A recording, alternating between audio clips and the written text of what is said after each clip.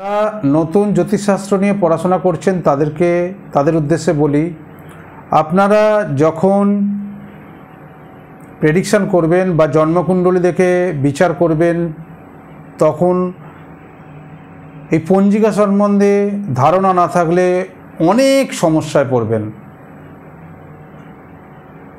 পঞ্জিকা সম্বন্ধে একটা ভালো ধারণা থাকার একান্ত প্রয়োজন, নাহলে গোচর কিছু খুব গণ্ডগোল হয়ে যাবে। সেগুলো পরে আসছে, এখন এই মুহূর্তে প্রিলিমিনারি করছে।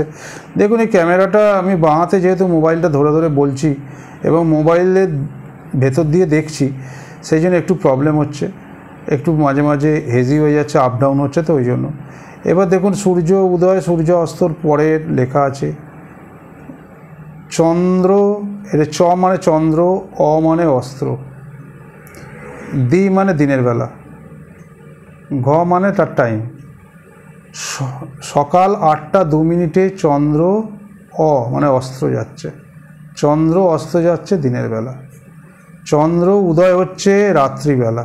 চন্দ্র চন্দ্র, উদয়, রা মানে রাত্রি, ঘ মানে ঘন্টা। 9টা 27 মানে রাত 9টা 27-এ চন্দ্রর উদয় হচ্ছে।